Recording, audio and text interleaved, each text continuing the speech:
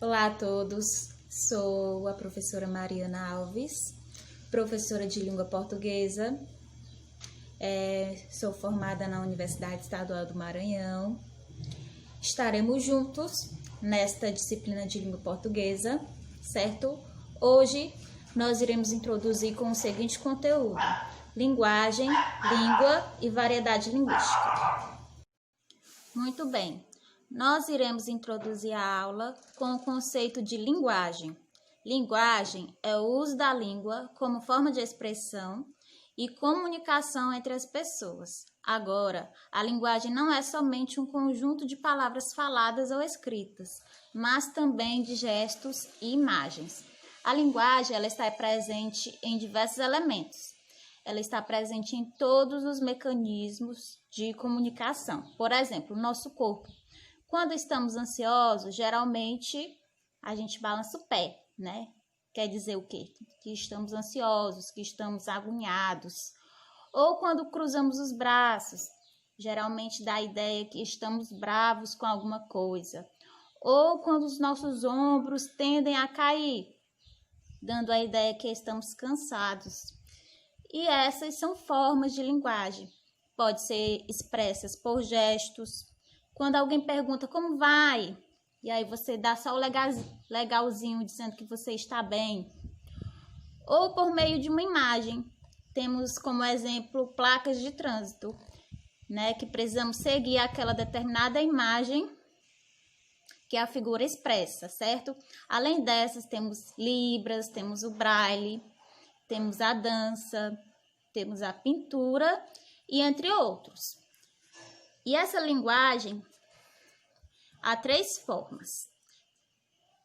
É a linguagem verbal, a linguagem não verbal e a linguagem mista.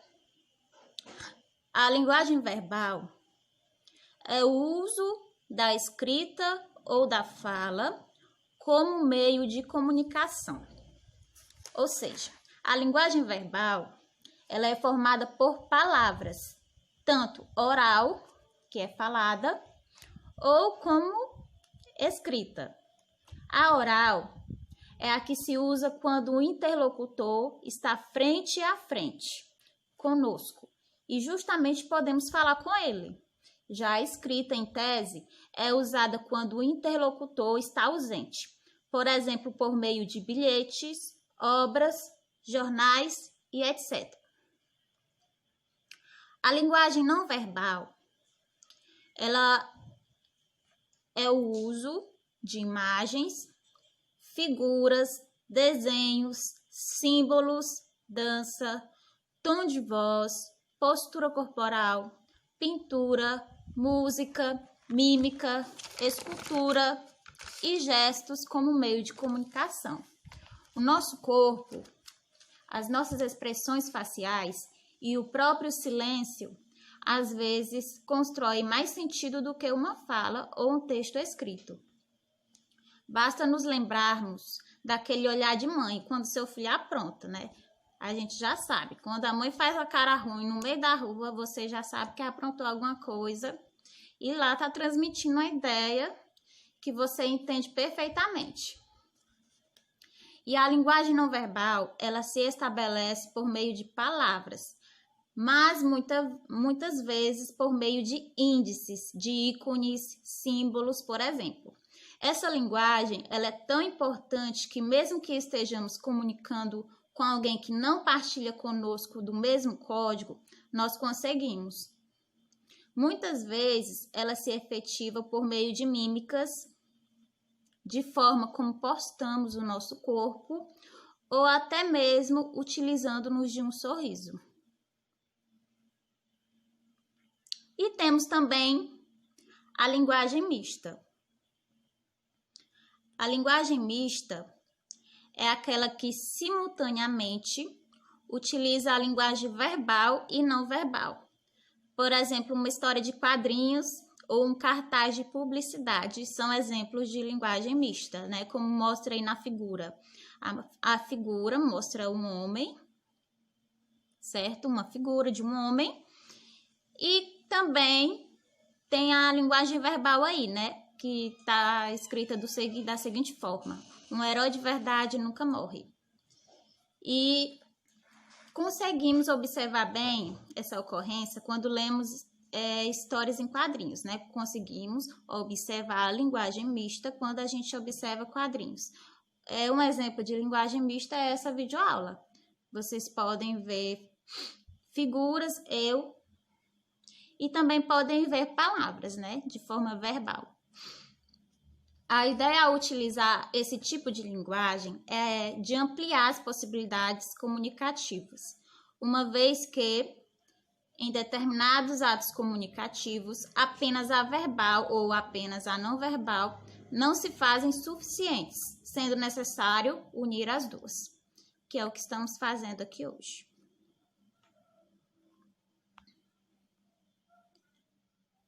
Muito bem, então agora vamos ver aqui o conceito de língua. Língua é o conjunto das palavras e expressões faladas ou escritas usadas por uma nação. A língua de uma nação e idioma possui sua própria estrutura, dividindo-se em sintaxe, fonologia, morfologia, semântica e pragmática. Aí tem a seguinte questão aqui abaixo: quantas línguas são faladas no Brasil? E aí, vocês têm ideia de quantas línguas são faladas no Brasil? Se eu não soubesse, se desse um chute, eu ia dizer que era só uma, que era a língua portuguesa. Mas é engano. Aproximadamente são 180 línguas que temos aqui no Brasil. E olha que esse número não considera as comunidades de imigrante, nem as pessoas que aprendem uma língua estrangeira, viu? Aí a outra pergunta tá aqui: as línguas são uniformes? E aí, vocês acham que elas são uniformes, que elas não mudam? Não. Elas são variadas, são línguas variadas. Elas apresentam variedade, certo?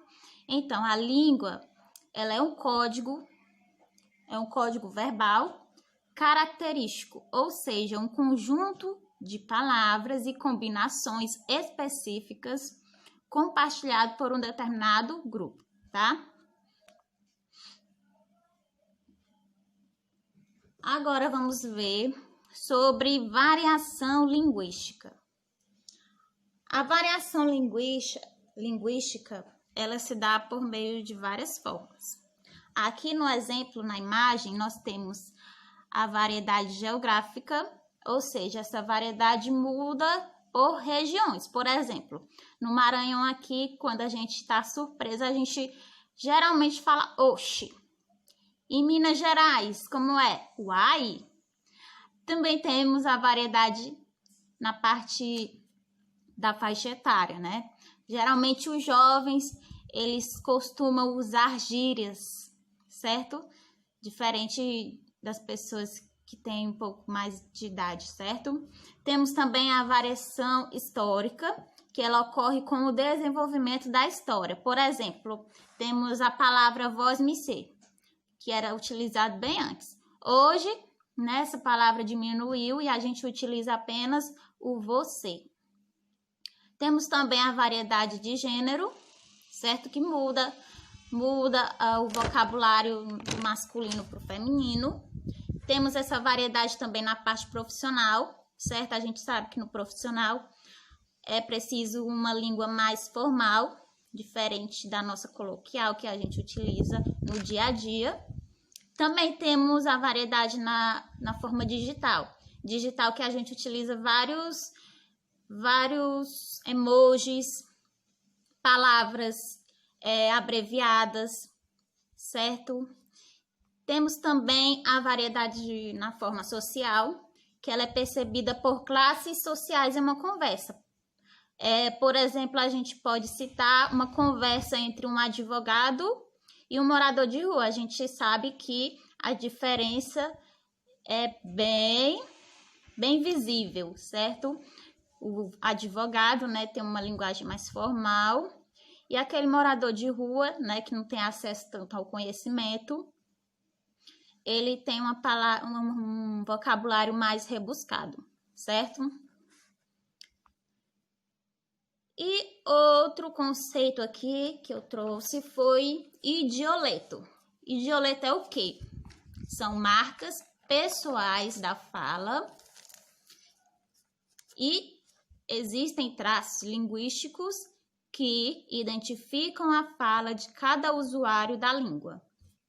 Ou seja, idioletos é o modo particular que tem um indivíduo de usar sua língua, seu dialeto pessoal, tá? Então, esse idioleto é algo pessoal que a pessoa cria sua própria forma de se comunicar, tá bom? E vamos conhecer aqui os tipos de gramática. A língua e seus elementos são sistematizados através de um ramo da linguística chamada de gramática. Então, nós temos a gramática normativa, a gramática descritiva, a gramática internalizada e a gramática histórica. A gramática normativa, ela estabelece normas a serem seguidas, define a norma padrão, culta, formal e prestigiada da língua. Busca respaldo nos compêndios clássicos da literatura, concebe as noções de certo e errado, certo? A descritiva, ela descreve a língua tal qual ela se apresenta no cotidiano. Contempla a forma não padrão, informalidade, coloquialidade e as variações linguísticas. Concebe as noções de adequação e inadequação. A gramática internalizada é o conhecimento intuitivo que o falante tem sobre sua língua. E a histórica estuda a evolução da língua ao longo dos tempos, certo?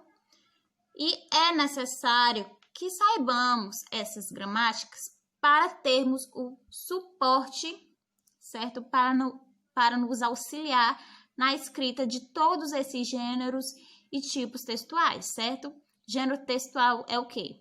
É carta, é bilhete, bula, receita, notícia, reportagem, biografia, manual de instruções, resenha, propaganda, ofício, aviso, memorando, carta, ata, fax, e-mail, relatório, certo? Mais para frente a gente vai aprofundar-se a respeito desses gêneros e tipos, tá?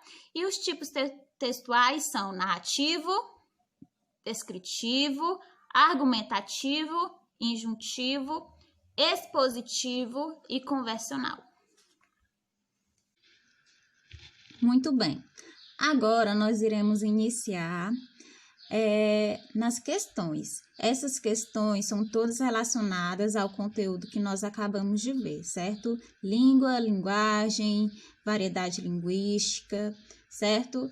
E então, vamos lá. Aqui na primeira questão, está dizendo assim: qual é o tipo de linguagem utilizada abaixo? E aí, abaixo, nós vemos um recurso gráfico, certo? De uma mulher. E aí, ela tá pensando aí, tem aí um recurso aí de quadrinho, de pensamento, que diz assim: tomara que hoje, depois da aula, ele me convide para jantar.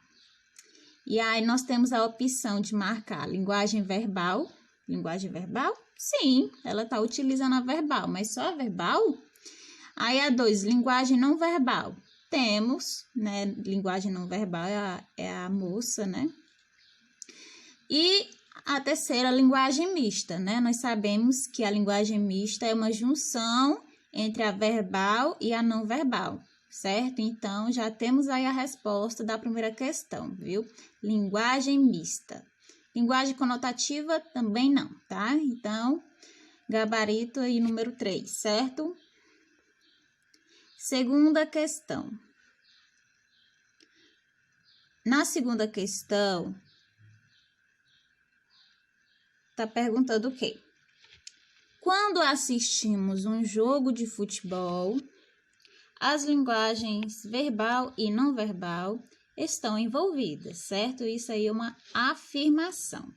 A pergunta é o seguinte: qual delas abaixo representa a linguagem verbal usadas nas partidas de futebol? Aqui a primeira, bandeiras de impedimento. É uma linguagem verbal? Não. Bandeiras de impedimento é uma forma de linguagem não verbal. Segundo, cartões vermelhos e amarelos. Também é uma forma de linguagem não verbal, tá bom?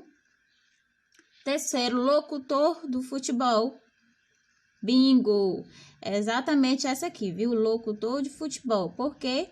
Porque ele narra, certo? Ele narra a partida de futebol de forma oral. Então, ele utiliza sim a linguagem verbal. E o apito do juiz? Não. O apito do juiz é linguagem não verbal, certo? Então, o gabarito aí da segunda questão é número 3. Agora, vamos lá para a terceira questão. Na terceira questão, nós temos uma citação aí de Bagno. Bagno, de 1999, página 18. O que ele fala?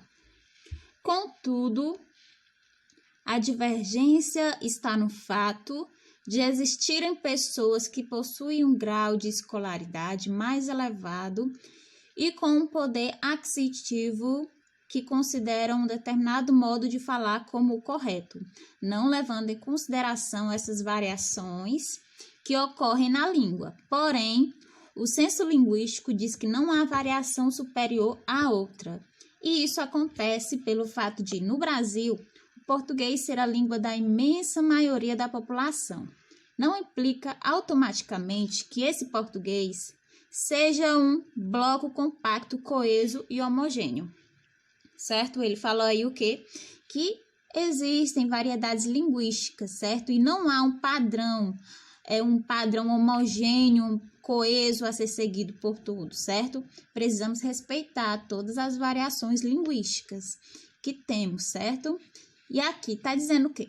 Sobre o fragmento do texto de Marcos Bagno, podemos inferir, exceto, ou seja, você vai marcar a questão que não está condizendo com o fragmento do texto do Marcos Bagno, tá bom?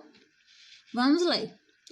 Na letra A, está dizendo o seguinte: a língua deve ser preservada e utilizada como um instrumento de opressão. Opa!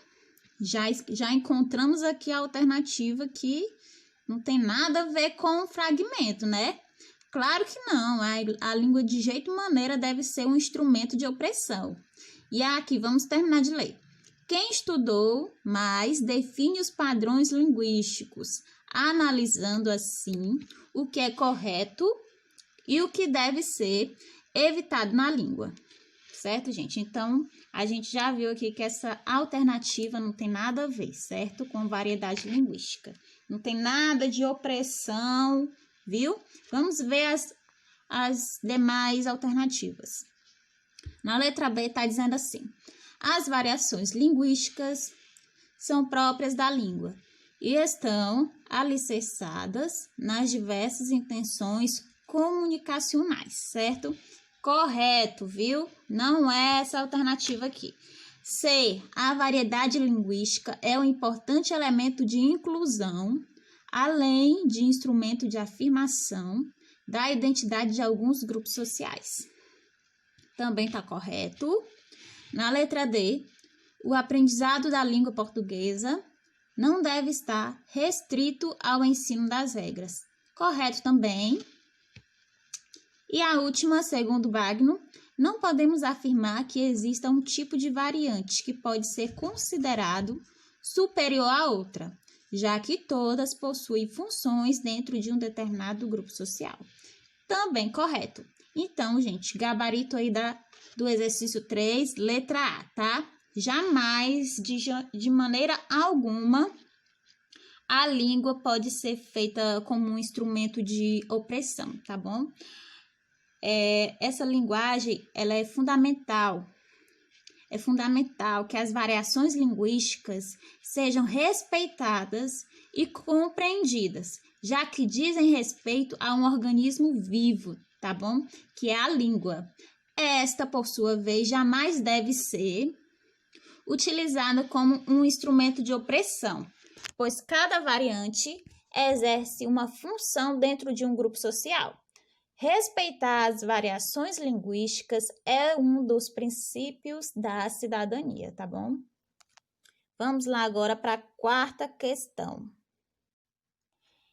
Então, na quarta questão, nós temos aí um pequeno fragmento de Gabriel o Pensador. Vamos lá fazer a leitura. Não adianta olhar para o céu com muita fé e pouca luta. Levanta aí que você tem muito protesto para fazer e muita greve. Você pode, você deve, pode crer. Não adianta olhar para o chão, virar a cara para não ver. Se liga aí que te botaram numa cruz e só porque Jesus sofreu, não quer dizer que você não tem, que você tenha que sofrer, certo? E só porque Jesus sofreu, não quer dizer que você tenha que sofrer. O que a questão está pedindo? As escolhas linguísticas feitas pelo autor conferem ao texto. Letra A. Caráter atual, pelo uso de linguagem própria da internet? Não, né? Vocês podem aí perceber que não tem nenhuma linguagem aí própria da internet no fragmento de Gabriel, certo? Letra B. Cunho apelativo, pela predominância de imagens metafóricas, certo? Também não. Letra C. Tom de diálogo, pela recorrência de gírias, certo? Temos gírias, mas não tem nenhum tom de diálogo aí também não, viu? Letra D. Espontaneidade, pelo uso da linguagem coloquial. Correto, viu, gente? Aí vocês podem perceber que ele está utilizando sim uma linguagem coloquial, né? Que é essa linguagem que nós utilizamos no nosso dia a dia. Então, é a alternativa D, que essa linguagem ele adotou e confere à letra da música grande espontaneidade, né? Uma marca do discurso utilizado pelo gênero textual rap, certo? E D, originalidade pela concisão da linguagem. Também não. Gabarito, letra D. Ok? Vamos lá agora para a próxima questão. Muito bem. Enem 2010. Temos aí um pequeno texto. SOS Português. Por que pronunciamos muitas palavras de um jeito diferente da escrita? Pode-se refletir sobre esse aspecto da linguagem com base em duas perspectivas. Na primeira delas, fala e escrita são dicotômicas, o que restringe o ensino da língua ao código. Daí vem o entendimento de que a escrita é mais complexa que a fala, e seu ensino restringe-se ao conhecimento das regras gramaticais, sem a preocupação com situações de uso. Outra abordagem permite encarar a diferença como um produto distinto de duas modalidades da língua, a oral e a escrita. A questão é que nem sempre nos damos conta disso, certo? Vamos lá. O assunto tratado no fragmento é relativo à língua portuguesa e foi publicado em uma revista destinada a professores. Entre as características próprias desse tipo de texto, identificam-se marcas linguísticas próprias do uso. Aí nós temos aí letra A. Qual foram as marcas linguísticas usadas aí nesse pequeno texto? Vocês percebam que esse texto aí, ele está sendo destinado ao quê? A professores. Aí letra A. Tem alguma marca regional aí nesse texto? presença do léxico de determinada região do Brasil? A gente viu que não tem, né? Letra B. Literário, pela conformidade com as normas da gramática. Também não tem. Técnico, que é por meio de expressões próprias de textos científicos. Correto, viu? Esse é o gabarito, alternativa C. Por quê? Por ser um texto direcionado a um público específico, que é no caso os professores, ele apresenta características próprias por meio de marcas linguísticas, fato que se comprova nas expressões empregadas, como código, regras gramaticais e modalidades, tá bom? Então, aí, letra C, técnico, viu? É um vocabulário, marcas linguísticas técnicas, viu? Coloquial, oral, também não. Descarta aí a letra D e a letra E. Próxima questão, vamos lá. Questão de número 7.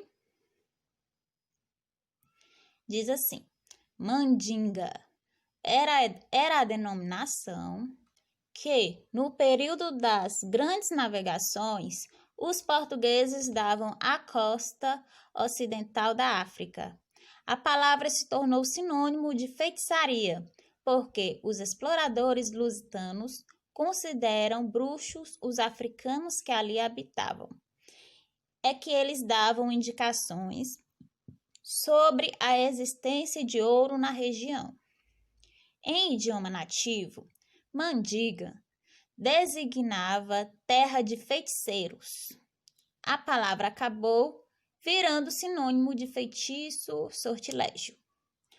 No texto, evidencia que a construção do significado da palavra mandinga resulta de letra A, contexto sócio-histórico. E aí, pessoal, o que vocês acham? Será se essa é a correta? Vocês percebam aí que essa palavra vem desde as grandes navegações dos portugueses, certo? Então, essa é a correta, viu? Correta. O texto é marcado por um tipo de variação linguística identificado como histórica ou diacrônica. Esse tipo de variação é marcado pelo desenvolvimento da língua ao longo do tempo, tal como o que aconteceu com o português medieval até o português atual. O texto mostra como a palavra mandinga era designada, viu? Como foi sendo modificada e como se tornou, né? Que agora essa palavra acabou virando sinônimo de feitiço e de sortilégio, tá? A letra B aqui tem diversidade técnica. Não é correto, viu? A C, descoberta geográfica, também não. Apropriação religiosa, também não. Contraste cultural, também não. Então, letra A é o gabarito da nossa questão. Muito bem. Questão número 8. Língua e linguagem, Enem 2009. Aí nós temos aí um diálogo, né? Vamos lá fazer a leitura. Tá dizendo assim: gerente. O gerente fala: boa tarde, em que eu posso ajudá-lo? Cliente: estou interessado em financiamento para compra de veículo. Gerente: nós dispomos de várias modalidades de crédito. O senhor é nosso cliente? Ele responde: sou Júlio César Fontoura, também sou funcionário do banco. O gerente disse: Julinho, é você, cara? Aqui é a Helena. Você está em Brasília? Pensei que você ainda estivesse na agência de Uberlândia. Passa aqui para a gente conversar com calma. Muito bem. Na representação escrita da conversa telefônica entre a gerente do banco e o cliente, observa-se que a maneira de falar da gerente foi alterada de repente. Devido o quê? Letra A. A adequação de sua fala à conversa com um amigo, caracterizada pela informalidade. Sim, exatamente. Percebam que logo após ela saber que era o seu amigo, ela mudou a forma dela conversar, certo? Ela deixou aquela toda formalidade e passou a conversar de forma coloquial com ele, de forma até um pouco informal, certo? Julinho, é você, cara, certo? Então, aí o gabarito é letra A, viu, gente? Letra B, tá dizendo o quê? A iniciativa do cliente em se apresentar como funcionário do banco. Nada disso. Letra C, ao fato de ambos terem nascido em Uberlândia. Também não. E D, a intimidade forçada pelo cliente ao fornecer seu nome completo. Nada a ver também. Letra E, ao seu interesse profissional em financiar o veículo de Júlio. Também não, certo? Nós sabemos que ela mudou o tom, a voz, a forma como ela falou, porque ela reconheceu que era o seu amigo, certo? Vamos lá para a próxima questão. Na 9ª questão, diz assim, é uma questão do Enem 2010, tá?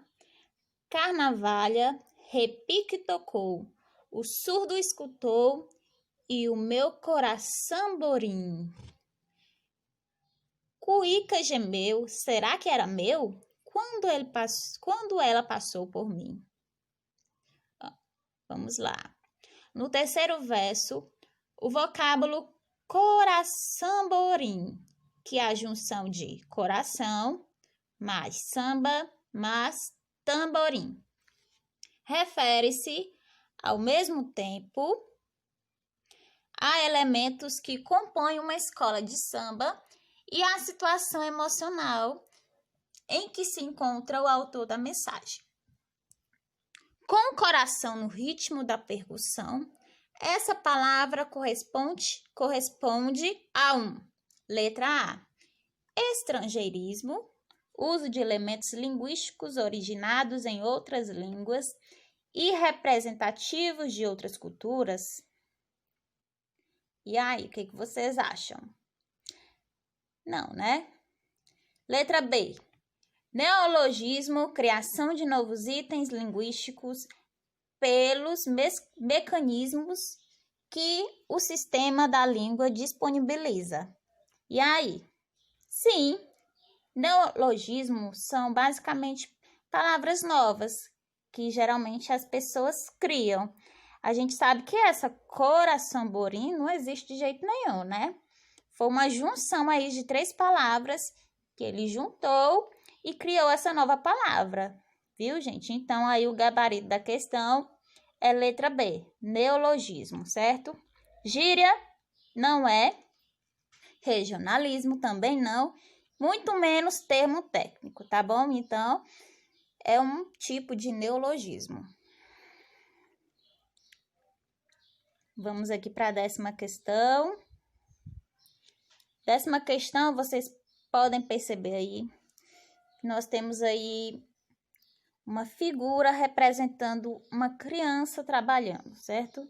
E a outra aí observando ela trabalhar com seu brinquedo na mão, certo? E aí vamos lá para a questão.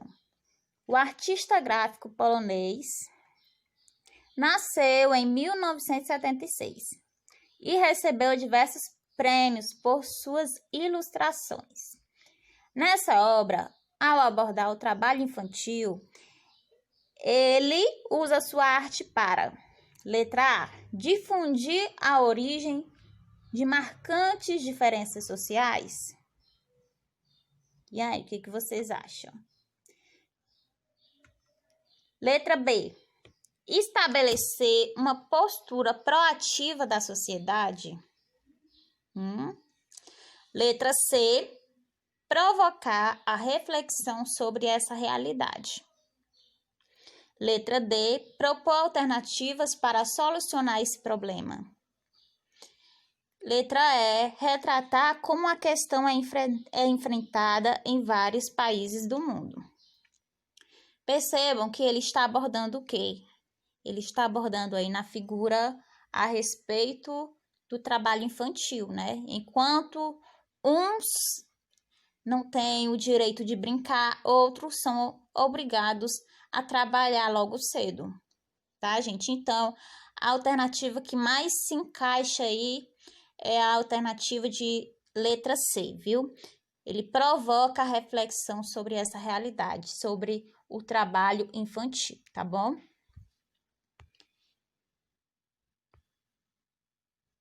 Próxima questão aqui.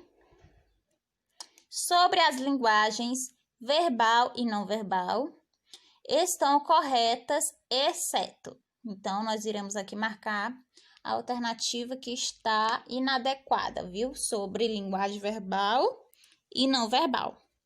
A linguagem não verbal é composta por signos sonoros ou visuais, como placas, imagens, vídeos. Isso aqui confere total, viu?